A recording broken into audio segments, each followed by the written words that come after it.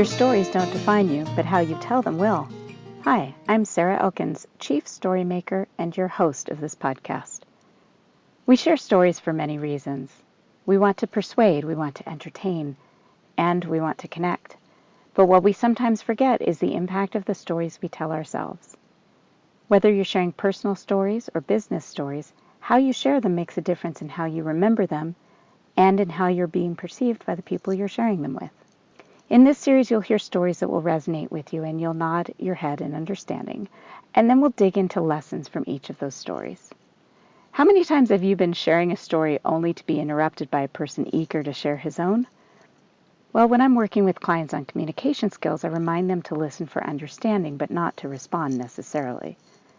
But during this podcast, I'm asking you to listen and consider your related stories, and think about which stories in your life might have impacted you in a similar way. I'm here today visiting with my friend Jonathon Ende from SeamlessDocs, SeamlessGov, and I asked him to join me today for this episode of Your Stories Don't Define You, How You Tell Them Will, because I had this great opportunity to work with Jonathon and his team when I worked for the city of Helena here in Montana. And I have put in nearly 20 years with different government agencies, from federal to state to local. And I rarely found an organization that was as devoted to making government accessible and beautiful as what I experienced with Seamless. And I can, in the blog post associated with this podcast, I'll have some links to what Seamless does, to their website, and to a story I wrote about my successful integration of Seamless into some other processes that we did at the city of Helena. So this podcast will really be more devoted to what drove Jonathon to get into helping governments become beautiful, which is their tagline, government is beautiful. And most people would disagree with that. So Jonathon, first thing I'm going to ask you is to share something with our listeners that most people wouldn't know about you, that they wouldn't find on your resume, that you don't share regularly with people. Sure. So most people probably wouldn't know that I actually majored in business. That's actually the part that people would probably guess. But I also double majored in philosophy, and then I minored in art history. Funny enough, I feel like in many times I use the philosophy part of my formal business training or education training more than the business. So we like to be relatively philosophical here at SeamlessDocs, and you can even see from our maxim, which is government is beautiful. There's actually a lot that message says, and the deep philosophy behind that, and then we've really worked hard from day one to ingraining that into the fabric of the company as well. Wow, no, I would not have guessed that. Art history and philosophy, although I think those two go together very well. But with business, did you have some intention of going into like gallery management or something like that? I mean, what drove you to combine those particular majors? Yeah, my birth. So I'm pretty lucky. My father is a successful entrepreneur and was always into business. And, self-starter came this country with nothing and built up a really big business, and he was definitely an inspiration of mine. And then on the flip side, I had my mother, who had a Master of Fine Arts and was super creative and was a yoga teacher. So I've always kind of considered myself kind of a combination of them too. And they're actually both Libras, funny enough. So I think that balance, where I've kind of been that balance where I'm half very business oriented, yet at the same time half very artistically driven in the creative piece about it. Wow, that makes a lot of sense. I would not have put those majors together. So I really like that idea, especially adding the art history to balance out the philosophy and business, getting that sense of people, I think is what that did for you, was combining those three. And also having a vision for what could be probably plays a role in that as well. Well, thank you. There's a famous philosopher that says, in order to truly understand any piece of art, you actually need to understand three things about it. So obviously the first and foremost is the piece of art itself. You need to kind of see the piece of art. But the second, is the artist. So understanding what's behind that art, and maybe that will help kind of give some context to it. And then the third is the time in which it's created. So I think with that, I've always been able to take that and apply it to any business I've done, but especially within the government sector, is understanding that if you just take it out of context and you just look at that government employee or that government for just face value, you'll get one interpretation. Yet if you actually realize what's behind that, and then furthermore, if you understand like the limitations and or the time and any of the other pieces around that, it really helps drive more context and helps you kind of reinterpret that piece of art, as we like to say. We definitely look at government as a piece of art, and that we're trying to constantly kind of innovate and help it become even more beautiful. There's so much to unpack in what you just said.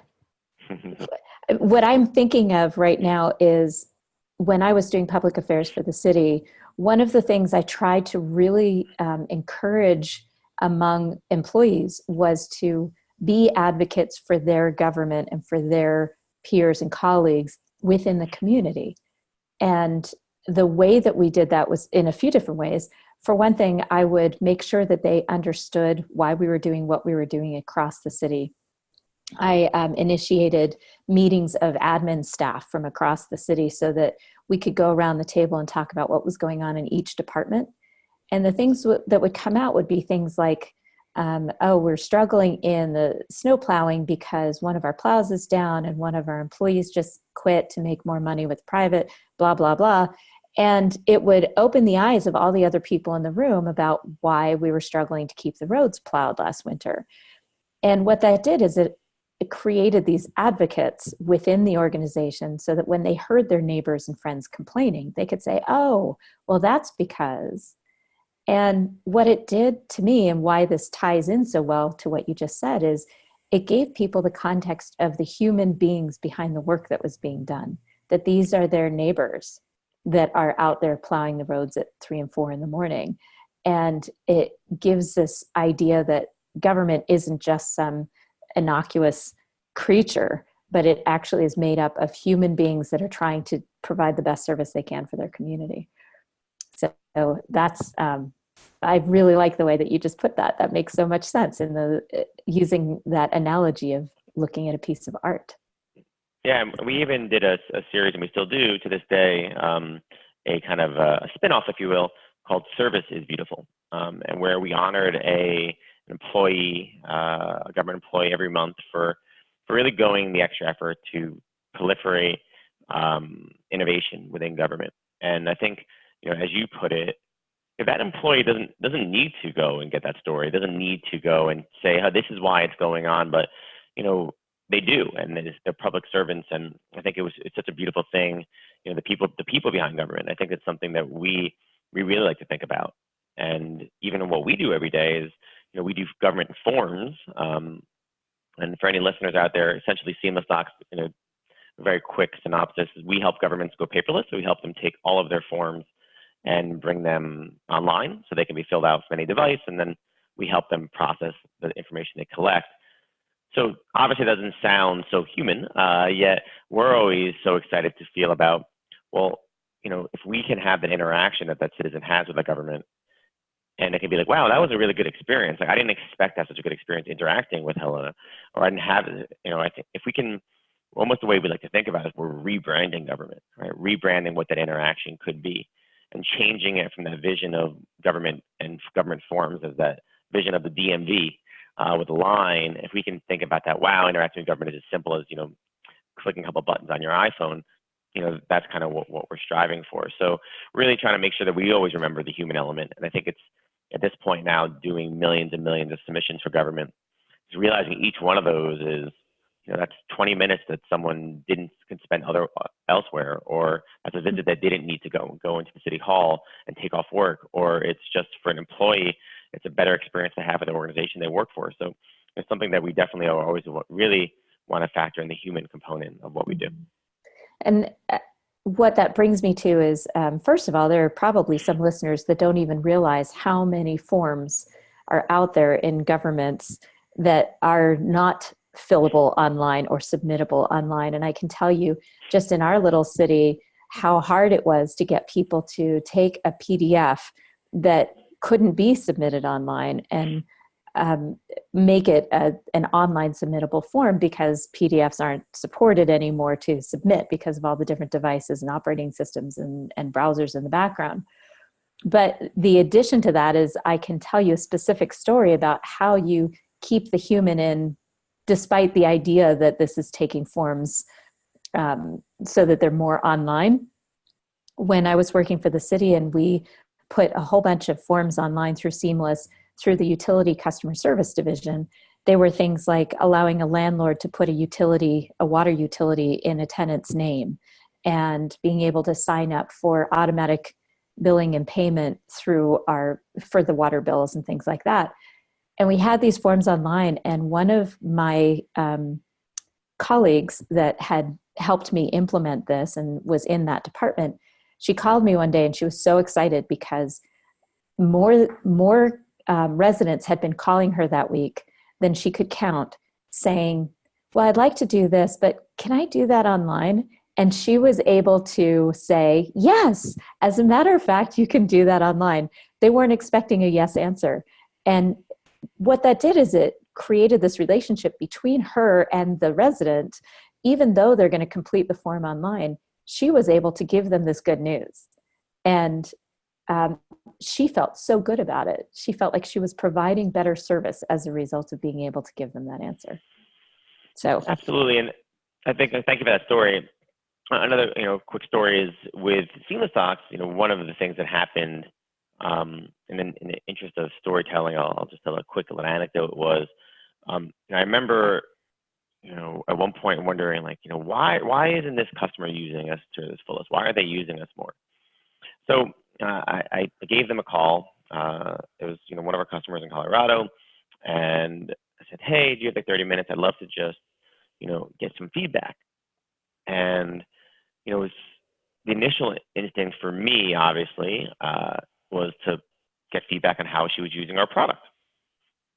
And I kind of had this epiphany, and one that I whenever I talk to do any mentoring or talk to entrepreneurs, has been a really important lesson for me is get feedback on the process.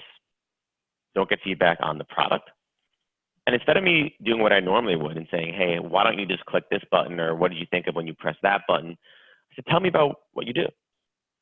And she proceeded to show me what she did every day, and going into Outlook and saving the attachment on her desktop, and then uploading it to SeamlessDocs, and then emailing Larry, and maybe Larry would respond, maybe he wouldn't.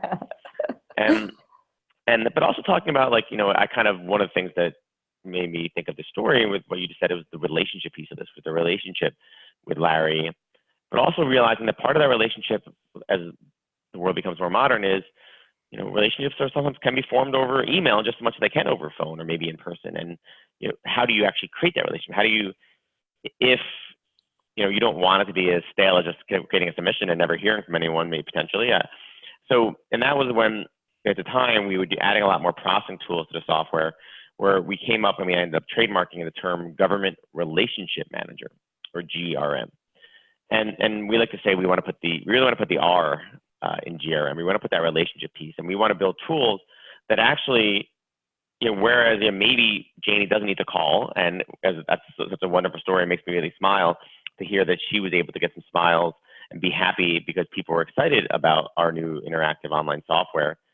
But furthermore, that relationship can be also made when you submit something and you get an email, or it's like, hey, this is, hey, I need this uploaded. And then now you can you can actually still create that relationship. And actually now for the first time when you call in, I can say, wait, hey, Sarah, okay. Oh, Sarah, I see here you already did this and this. And now I can understand what your relationship is with our government better. And that way I can give you better service as well. So as I like to say, GRM is a term we trademarked in essentially providing the first ever tool built with government for government, but probably more importantly from a mission perspective is like putting the R in GRM, putting that relationship back in government. Mm-hmm. So that leads me right back to my original reason for reaching out to you.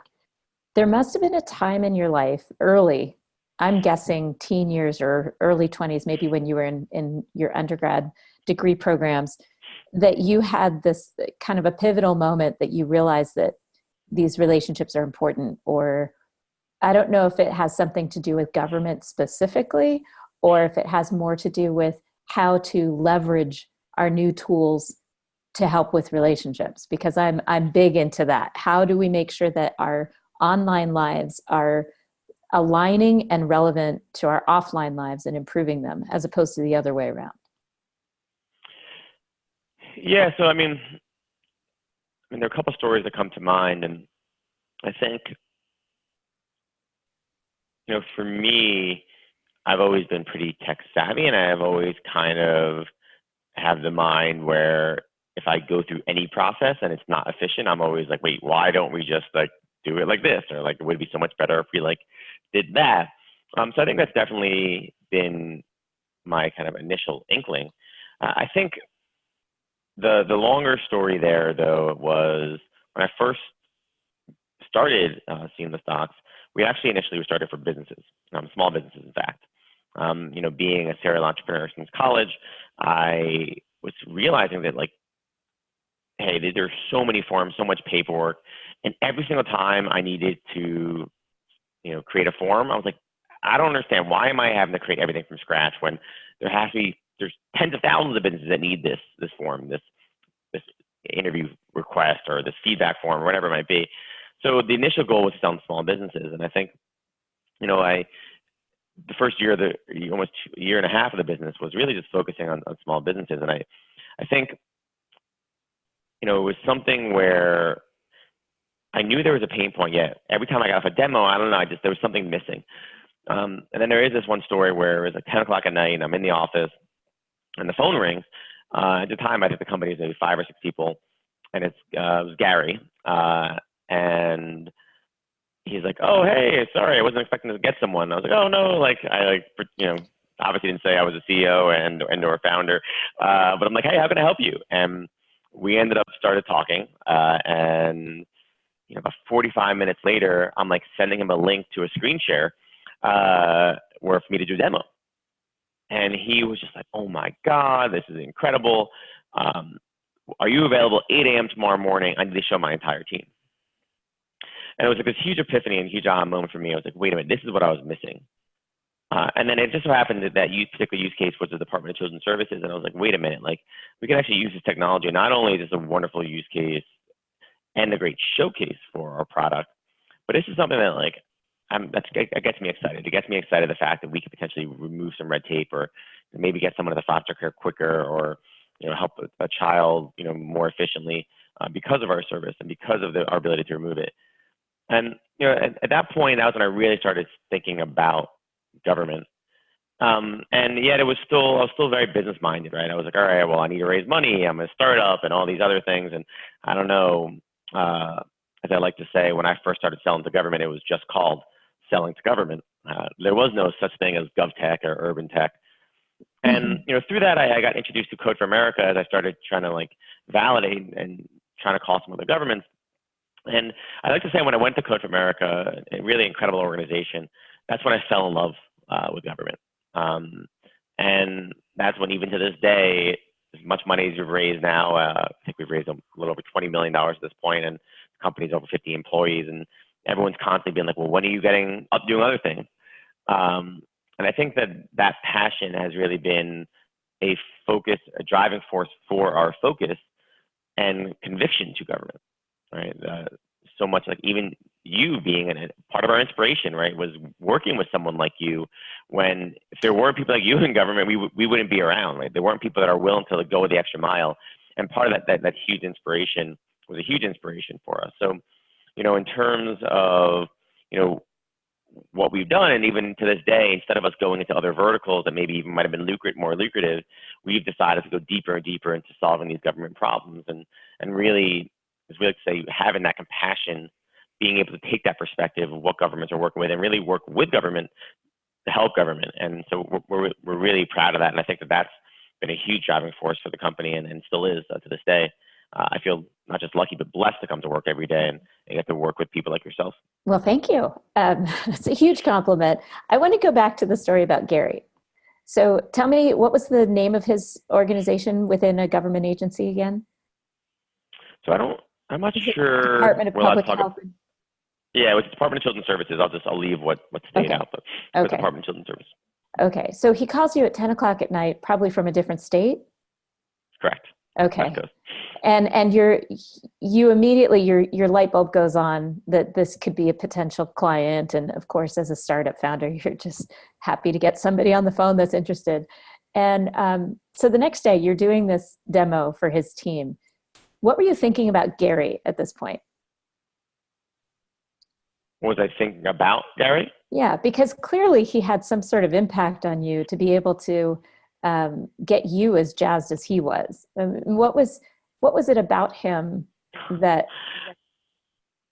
I mean, it's funny. I mean, I'm just thinking about my own reaction back then. And I mean, to be honest, I think what was it about Gary? It was the fact that finally someone was like as happy as I was, right? Right. I think, as an entrepreneur, you're really excited about your product. You're excited about your features.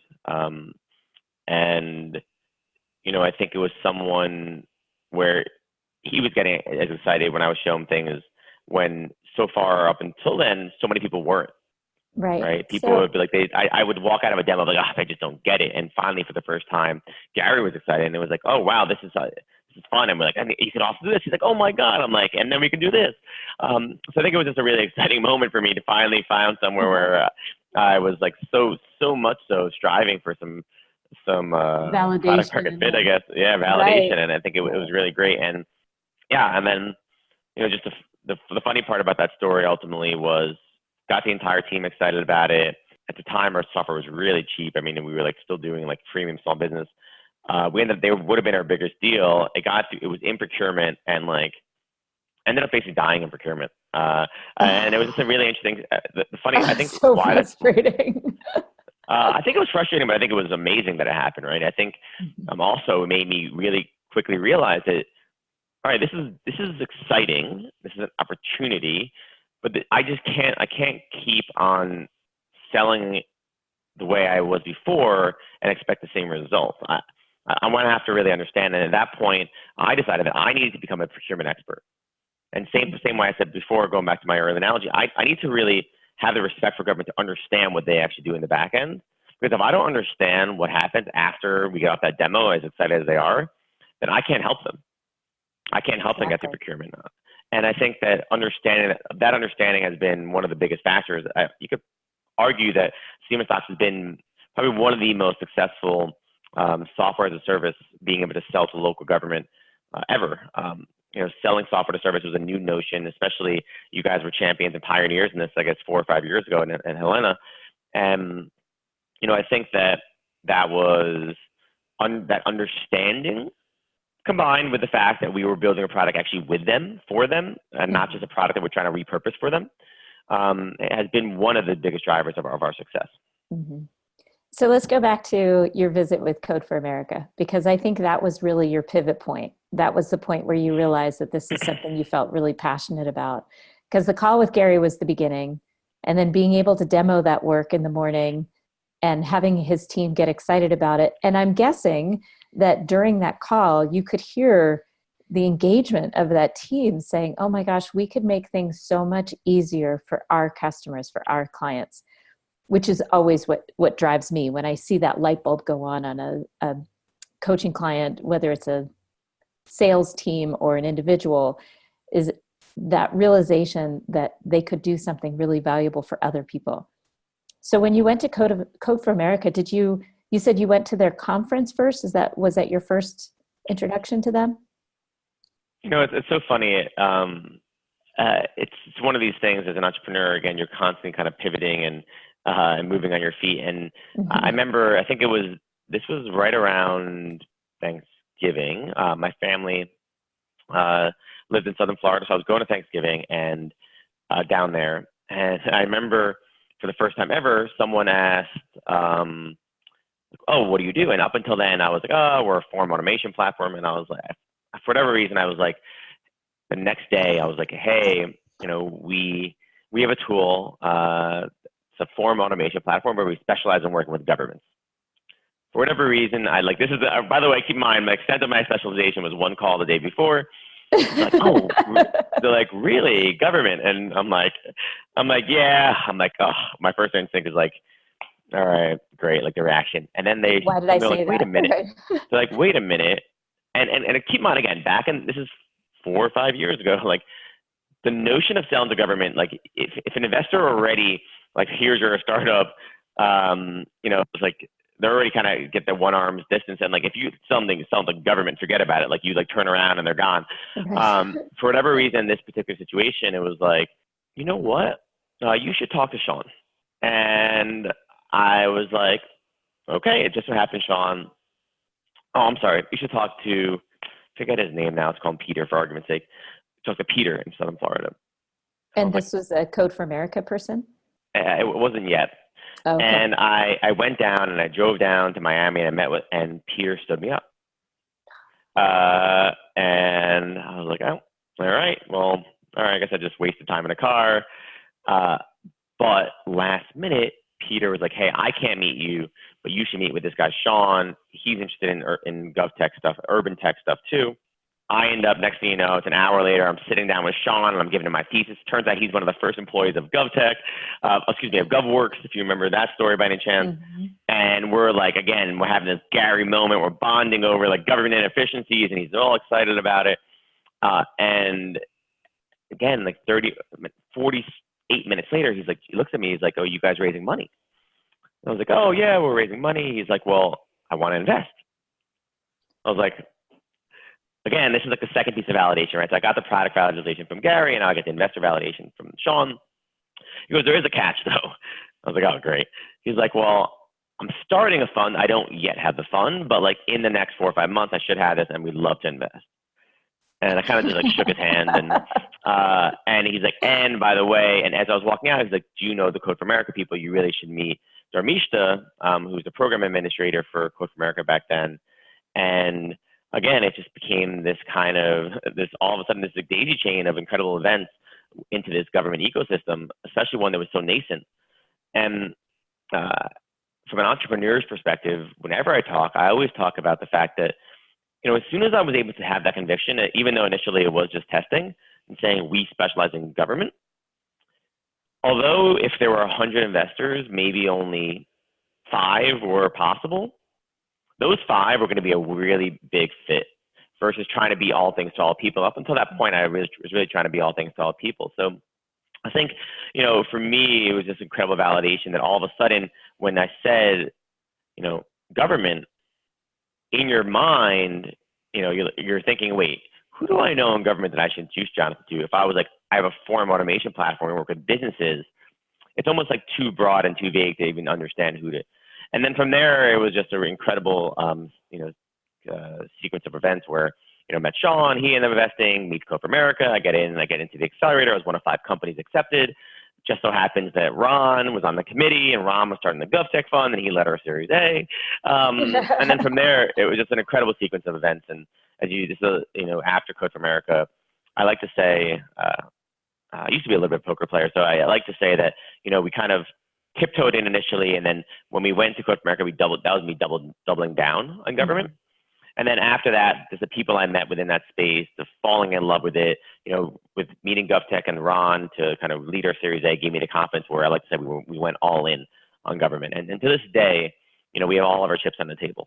And I think that's one of the things I'm most excited about is the fact that I get to work with incredible people in a venture-backed startup where every day we all come to work and work on one mission, and that one mission is making government beautiful.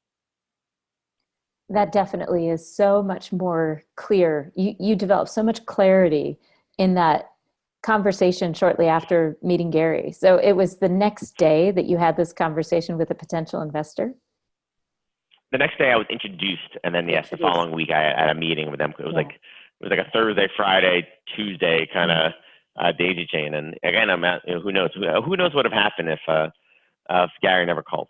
Well, and on top of that, who knows what would have happened if you hadn't had that moment of clarity that to say exactly what you said about working with government. And you're right. I mean, you'll either get the, government, or you'll go, government? I mean, there's rarely an in-between response to that word, especially in relation to technology. I couldn't agree more. I wish I had a time lapse of the facial reactions of people throughout the years as I've said what I've done. But I got to tell you, it's so interesting now is it went from in the beginning, I was like, what do you do? I'm like, oh, I work with governments to, work with government forms. They're like, literally aghast initially. And then I went to like being maybe a little bit more hopeful. And then it went to like, okay, that makes sense. Then it went to like, wow, like that's really great. And then now it's like, I feel like in a weird way, it almost seems obvious what we do. Yet I got to tell you, when we first started, it was far from obvious. So, I think that that's something where I guess there's one thing about being an entrepreneur when you kind of have this idea and you maybe get just enough validation to kind of, keep you going, and you have just enough boldness to let you kind of, avoid or discredit all the naysayers. It's definitely been interesting watching it. And then again, I do have to give like, Helena, yourself, and other of our early champions and pioneers within the space was really what gave us the confidence to move on, right? Was that validation. And for me, I don't even remember what Helena was paying us. I'm sure it wasn't a lot of money, especially initially. But it was just that validation where it was like, wow, like it was just such a, like, there was something just so special and amazing when you got in touch with someone that everyone had that reaction, right? When it was like, oh, we work with government, and everyone was like, oh, like let someone else do it. And now all of a sudden it's just been such a pleasure for us to get to know this ecosystem so well. And even early on, if you have enough time, even telling the government is beautiful story and kind of where that came from was realizing like what you did was beautiful. And if what you did, even if it was something as small as someone getting their road plowed a little quicker or having a little more compassion for maybe waiting a little longer for that road to be plowed, that's a really beautiful thing. And I think that infrastructure that government provides is always something that we've really been really honored at. The thing that I think a lot of people misunderstand about government, if they've never worked within government, is the limitations that each individual that works for them faces. And one of the things that struck me when we first started with Seamless was I had been getting sales calls for over a year since I had started as a public affairs person for the city. I kept getting these sales calls from just us. No. I was like, Jack was definitely very persistent. He was wonderful to work with. But I got calls from SeeClickFix and CitySource and other organizations that were trying to help streamline government processes to help residents. And I thought that was beautiful. And I was really trying to get my government to move forward on something like that. Anything really, any good tool to help our residents feel more connected to the individuals that work for the city. I didn't want them to feel more connected to their government overall, because I don't think that's possible, because relationships are one-to-one. You don't sell to a business. There has to be some person on the other end of it that signs on the dotted line for that contract. So you're not, the whole B2B, it just cracks me up, because there's no such thing. It's always a human behind that has to make the decision or advocate for it. And what I appreciated about Seamless was that focus on the individuals who were behind the scenes. It was the focus on the people who actually did care about what happened in their community and worked to improve service within their department of government.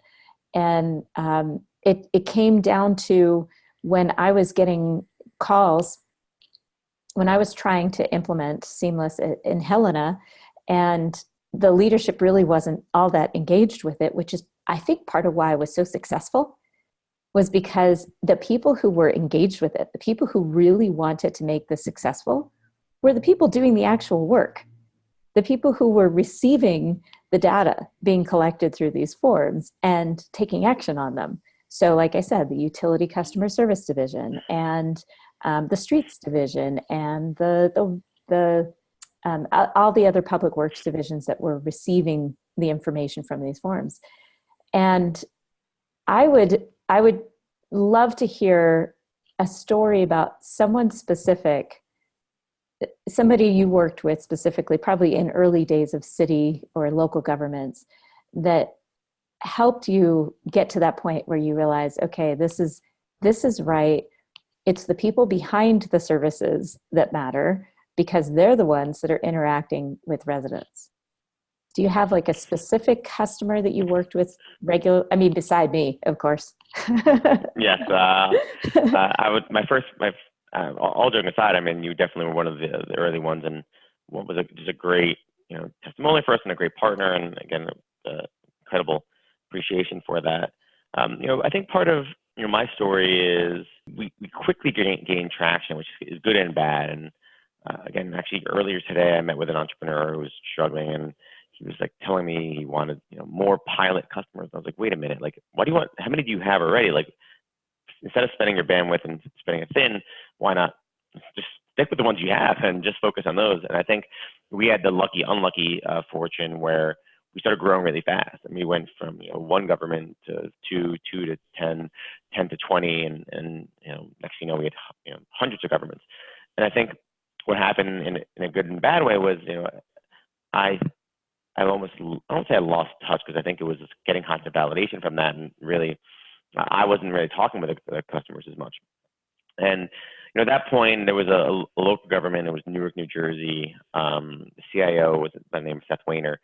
And there were a couple, I mean, there was, Brian Platt in Jersey City, and, Bob McQueen in Princeton. And there were a couple other really early ones. But for me, and I'm from Jersey, so being a little bit of a Jersey boy, I reached out, and I remember talking to Seth, and I think he was like a one-day close. And it was like, I talked to him, he's like, oh my God, I need this. Like, where do I sign? And I sent him a proposal. I think he signed it on the phone.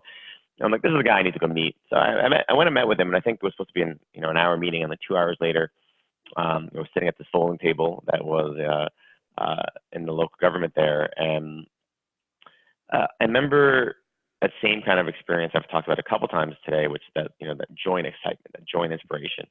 And I think, in terms of, for him, it was just really great validation. At that time, we were really working with smaller governments. So Newark is that's a pretty big city. Top largest city in New Jersey. And I was like, wow, this is incredible validation. And I started seeing what this could do at scale. And as exciting as it is for, small use cases, it was really exciting the fact that this is a city that has, 30 or 40 different departments and has tons of use cases and thousands and hundreds of thousands of citizens. And it just really started getting me excited about that scale. And, again, just being able to have him as a partner to the point where, that towards, middle end of our relationship, like I would text him and be like, hey, I got an idea I got to talk to you about. And like, he was one of those champions early on that just, I had incredible appreciation for. And me and him were able to, as you mentioned, probably most importantly, we formed a relationship over that. We formed a relationship of, and it wasn't, it was a relationship of just mutual respect, where I came with such a respect for what he was doing. And when I was calling, it wasn't because I was calling to solve something. I was calling because I was trying to help him solve a problem. Mm-hmm. And so I really always just respected that interaction that I had with Seth. And again, that's been those types of relationships have allowed us to innovate. I like to say I'm lucky enough now at this point in SeamlessDocs where I no longer dictate what we build anymore. Our customers do, or our partners do, as we call them. And I think that's a really exciting place when you build a technology it's been so adopted that people are like, wait, if only you could do this, only you could do that. So that's been really exciting. But in the early days, without those champions, I don't think we would have been able to innovate and build such a deep and integrated product that was so, pun intended, seamless. So I'm envisioning, I have this imagination, a very visual imagination, and I'm watching you walk into this city building in Newark, New Jersey to meet with the CEO, and walking into some, I don't know, weird room that is clearly designed by government agents to sit down. And you meet, what was his name again? Seth? Yeah, Seth. So you walk right in. Tell me what it looks like. Tell me what he looks like. You walk in and you shake hands. Did you hug? I mean, because I'm imagining that after this phone call where he signs on the dotted line before you even get off the call and you're meeting face to face, I'm imagining a hug, but describe it to me. So at this point, myself and I have had probably one or two phone calls, and just had instant rapport though for sure. And I remember just driving to Newark and just looking around, and this is a city that is you know is going through an urban revitalization, and you can see it. You can see it happening. You can see. I'm looking at the people, walking, and then all of a sudden you see retail standard kind of city things, and you see this beautiful building that is their city hall, and it's just magnificent. And again, being an art history major with a little splash of architecture in there, just like looking at this beautiful architecture. And it was very interesting, and that was, so as I kind of approached this building, I remember at the time, actually, we started this, it was right when the tradition started, where I took out a business card that on the back of the business card said, "Government is beautiful." And I put it in front of my face, and I took a picture of "Government is beautiful" in front of this beautiful city hall. And it was like this, it was a very interesting kind of tangible way about our message, right? It wasn't about the government is beautiful, which is again meant more as a philosophical, the fact that government, it's infrastructure, it's people, but it's even its buildings are beautiful. And it was like a very, very interesting moment there. And so with that being said, I walked up, and I'm this beautiful stairwell, again leading up to these these entryway within columns, and I go to grab for the door, and I very excited, and when I first meetings, and I pull, and the door doesn't open. And I look, and I'm like, wait, there are chains inside the door. I'm like, wait, why is the door closed? And then I noticed a small sign that I had missed previously that said, all entrants please use the loading ramp for entry. And it was it was this interesting moment where I was like, wait a minute, get this beautiful entrance. And I think it was for some reason, it was for security, where I had to then, kind of descend down these stairs and go essentially into the basement, and walk through this loading dock entrance, which is, by the way, the entrance, I think at the time it was at least, and walk through this, metal detector. And again, Really even this accessible. moment, exactly, I'm super excited to be there. And I remember going through the metal detector and putting my stuff through the conveyor belt, and saying and I must have been smiling. I was really excited to be there, and I said thank you to the guy, and the guys were surprised that I was so happy to be there. No one has been so happy to be in. And then so I continue to kind of walk through, and as I walk through, now keep in mind, now I'm in their city hall, and I look up, and it's magnificent. I mean, it's this beautiful architecture, and look up, and it's these really high ceilings, and these really beautiful kind of stairwells on both sides, and I just had to, so now at this point, I'm really excited to be there, and I kind of transcend these stairs, and beautiful marble railing, but then next to the marble railing was this metal, someone had installed a metal railway, and so again, I get in, I walk in, and I'm looking for Seth, and it's beautiful, and we walk in, and someone had put a couple removable walls in, and literally a bunch of folding tables. And I just remember it was this really inspiring team in there, where you walked in, and I don't know if I hugged him or not. I want to say I brought him a babka. I brought him a chocolate babka. He mentioned he liked my favorite. and it was under 20. It was an $8 babka. If anyone listening, by the way, it was nothing. And, right, you can't give any gifts. I know. And it was for everyone. It was a communal babka as well. Right, of course. And I kind of shook his hand, and I remember just being and everyone was "Who is this guy?"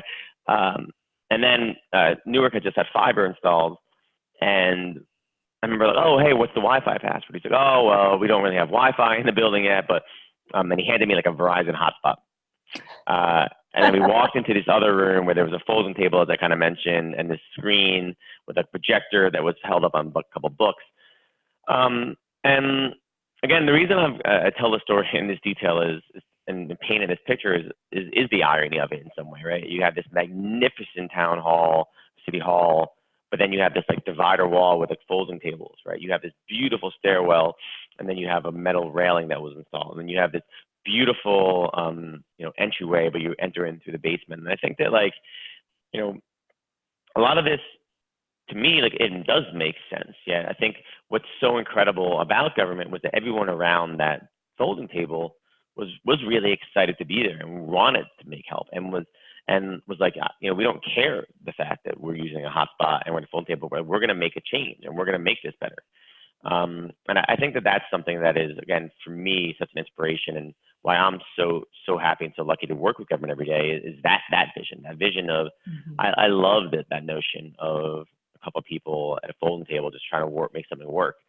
And, lucky for us, at this point, like we have I'm sitting in our conference room right now. We have a beautiful boardroom table here, and I think that we've been lucky enough to do that. Yet at the same time, it has not changed our conviction around, and our commitment to that notion of how do we figure out a way to make these work with government that has limited resources in some way and has many resources in other ways. How do we understand and better work so that governments don't have to constantly solve universal problems individually? How do we work together to solve these problems? And I think that's something I get really excited about. And even now at this point, the fact that it's not 1, 2, 10, 20, folding tables of people sitting around trying to solve these problems with SeamlessDocs. Now at this point, we have hundreds and hundreds of people around this table with us. And so that's what I'm really excited about, is that opportunity to work with all these people and provide technology, provide our resources to work together, again, and to make government more seamless, to make government beautiful, to change that interaction, and to help kind of create a better experience overall, not just for your citizens, but also for the staff as well. By the way, I loved sitting at that table, because any time something came up, whether it was one of my forms or one of the forms of one of my colleagues, it was so cool to be able to open up a chat window and start talking to one of the 3 people that I knew would be there available to answer a question, and to be able to say, I don't know if this is a bug, but this is how I'm using it and it's working, so don't get rid of it. And there were all kinds of interesting opportunities I had to be able to contribute and say, for instance, the whole reason I wanted something like Seamless was because there were permits that were coming through our government that were being emailed to a dozen or 15 people. And it was clogging up our email because they were attachments. They were PDF attachments or Word attachments. And at the time, we had really limited mailboxes. So if 3 of those came into my mail on the same day, I'd have to delete them or move them or something before I could get any more email. I mean, that's how limited our mailboxes were in terms of memory. So I contacted you guys and said, I don't want these as attachments. I just want a link. I want to be able to view it. I don't want it on my computer. I don't want a dozen copies of this floating around in our archives or more if it gets forwarded to somebody else. So it was really cool to be able to be at the table and make those comments and suggestions. And then within a year, I saw that we had a choice between having the PDF attachment or a link. And I knew that my contribution was part of that. And I like that. But back to your description of City Hall in Newark, what I loved about the detail that you gave is that it was so clear in terms of the contradictions that face government agencies, where you have elected officials that want the beautiful building, and they want these things because of certain appearances and because they want to be able to tell a certain story. And then you have the worker bees that are actually in the building, sitting at those folding tables, trying to make their environment work for them. And that's a huge contradiction that every government agency faces, every one of them. And that's why I loved your description right then. I mean, all the detail about the door being locked because you still have to go through security.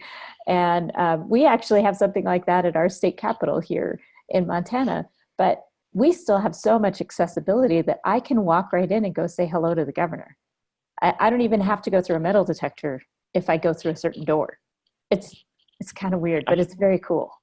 I need to talk to him, by the way. Just joking. Yeah. Well, yeah, we have all kinds of things to talk about beyond the podcast theme. But Jonathon, do you have anything else, any other specific story? I mean, I love the one about Seth and meeting him face to face. And And I love that you were so enthusiastic and that you could see the enthusiasm of the people around you and probably help bring more to them in terms of that enthusiasm. Do you have any other stories you want to share before we wrap up? So first of all, thank you for this venue to share some of these stories. And I think, I guess the one meta story within a story has been, I do attribute a large part of our success to storytelling. And I think that throughout my career as an entrepreneur, and even more specifically within SeamlessDocs, it would not have been without my ability to tell stories, we would not be here. And by the way, that comes from my initial, ability to tell a story to investors, to maybe telling a story to Code for America, to sometimes making up some of the story until you're able to kind of, really figure out the story.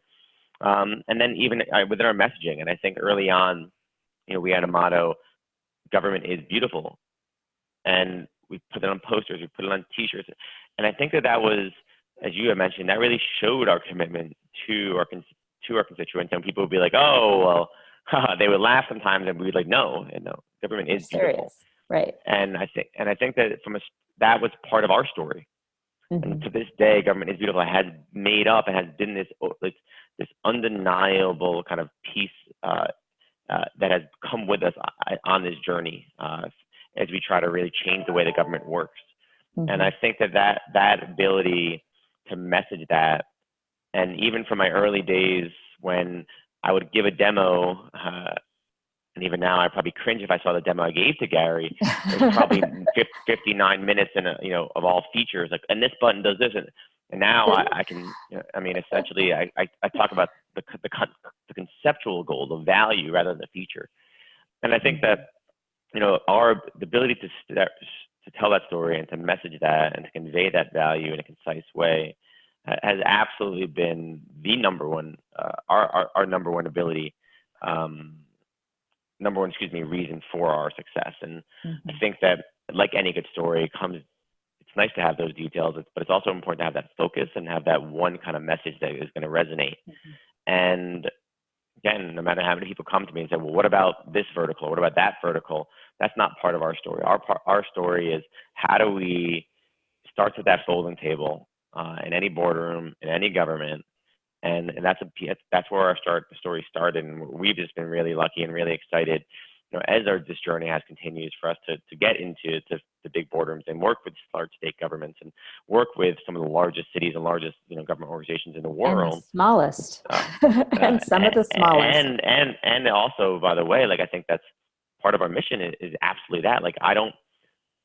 If you think about government, most government software providers only provide government to the largest ones, and it's incredibly expensive. And I think our vision was always the fact that, hey, we're going to be accessible to everyone, and we want to make sure. I want to give Helena the same tools as New York City, and I think that that's something that we are committed to, and even more so is that just the same way that you helped contribute that feature that New York City is using right now. Hopefully New York City will contribute some features that Helena will get to use, and vice versa. And so we couldn't be more excited about that story. So I think to sum everything up, this has been a journey for sure on this entrepreneurial quest, and I think the government for me has been just an incredible piece of that story. And to anyone listening, I think just as you kind of tell your own story, just being able to be focused in terms of what you're trying to overcome and what that messaging and create that visualization around it has just been at least a large testament to our success. Well, I just have to share one last thing about that poster. So I had the government is beautiful poster on my wall in my office for 2 years probably. And I cannot tell you how many times people would walk into my office and see that poster and laugh out loud. And every time, what it did for me was it gave me an opportunity to share something special about our government in particular here in a very small town where people have so much access to their commissioners and their government agencies. So my typical response would be something like, oh, you're laughing. You think government isn't beautiful. And they would make a sarcastic remark. And I would say, oh, okay. When was the last time you had to plow your own street? because we get a lot of snow here in Montana. And they would kind of look at me, well, I pay for that. And I would say, well, you pay for some of that. When was the last time you had to worry about the water that came out of your tap that you couldn't drink it? Do you know the people who are working at our water treatment plant that actually really care about the water that comes out of your tap? Have you met them? They're really nice people. They're beautiful people. And every time I had an opportunity to share some aspect of government that is beautiful. Do I think it's beautiful overall? Not even in a million years could I say it's an overall beautiful, functional piece of art. But I know that there are aspects of it that are really stunning, absolutely beautiful. And I have the vision of the people that make it that way in my head every day that I think about it. So I'm grateful. I think government is beautiful is a terrific statement, and definitely tells a story and allows us to tell other stories that really make it clear what we think is beautiful about government. Yep, and I think just to thank you for that story, and I think ultimately, I actually do think government as a whole is beautiful, and I think that the one way I'll change what you said is, of course, nothing can be beautiful 100% all of the time, but what makes government so beautiful is its ability to understand at times the fact where it's lacking and to improve on that. And regardless of the state of infrastructure, regardless of the state of the government, I think what's so beautiful about it is its ability to heal itself, to change, and to improve. And I think that that is what makes government so beautiful. What makes government so beautiful, you're right, might not be the fact that someone goes to a website and sees 100 PDFs, but the fact that it has the infrastructure in place where it can improve and it can get better. And I think that to me is what makes is its ability to change is just as much a piece of its beauty as its already existing infrastructure and beauty. I could see that. I worked in some government agencies that had the ability to change but chose not to. And I think that's where I get a little conflicted about government is beautiful, is because I have 20 years of experience within different agencies. I can tell you that to me, when I say government is beautiful as a former employee, is that it really is the people who genuinely care deeply for the people they serve. And that's at every level. I worked with federal agencies in Washington, D.C., at NSA and at Department of Education. And the people that I worked with, government employees get a really bad rep because people think that they just do the same job for 30 years and they get bored and they get complacent and they don't really care. And I can tell you that in my experience, which has been across every level of government, from federal to state to city, the beauty that I see in it is that easily 90% of the people I worked with really genuinely cared about the services they were providing to taxpayers. And that's, from an insider point of view and all those decades of experience, that's what I find really beautiful, is those people who still care despite the fact that government doesn't change fast and doesn't always change better. But as long as there are people in here who genuinely care about it and want to see it, are motivated like you to see it improve, and Seth and all those other people that you mentioned, that's what I find beautiful about it. Yeah, I agree. I definitely agree with that. So I guess in the last closing statement, I just wanted to say, thank you. I mean, when so for the listeners, Sarah was a early partner of SeamlessDocs, and honestly, one of our first storytellers. I believe I remember still being on LinkedIn and being like, wait, who's this person that wrote about us? And she wrote this really great blog post about her story with SeamlessDocs. And so I have to thank her for helping us even realize how to tell our own stories. Sometimes the best stories are actually told by other people. And I have to say, when I saw your email in my inbox, unfortunately nowadays I have more emails in my inbox than I care to admit or even glance at. Yet as soon as I saw that, I was just brought a huge smile to my face, and just really wonderful to reconnect. And it's nice to just chat about these stories and kind of what your interaction with SeamlessDocs. And that to me is what it's all about, right? Is how to, and hopefully, I strive for every government to have that same interaction with SeamlessDocs and that same experience where it can, help you do your job, while at the same time, you feel like we're a partner, we're in this with you, we're at that folding table with you just as much as you are. So thank you. Yes, and thank you both for the opportunity and for your vision for Seamless, because without it, some of our, especially small local governments, without the simplicity of implementing something like that, a product like that, I don't know how much further behind we could have gotten. So I can't tell you how grateful I am for that product and for the team that you've built around it, because everyone that I worked with at Seamless was helpful and committed, and it was a great experience. So Jonathan, thank you so much for joining me. I will have a blog post associated with this podcast, and it will be on my website, elkinsconsulting.com, coming up. And if you'd like to get in contact with Jonathan, he is on LinkedIn, and I'll also have his website and other links on the blog post associated with this podcast. So thanks again, Jonathan, for joining me. I appreciate it. Thank you. Thank you for listening to Your Stories Don't Define You, How You Share Them Will. Please visit my website for more podcast episodes, blog posts, and information about how I can help you develop and share your stories at elkinsconsulting.com.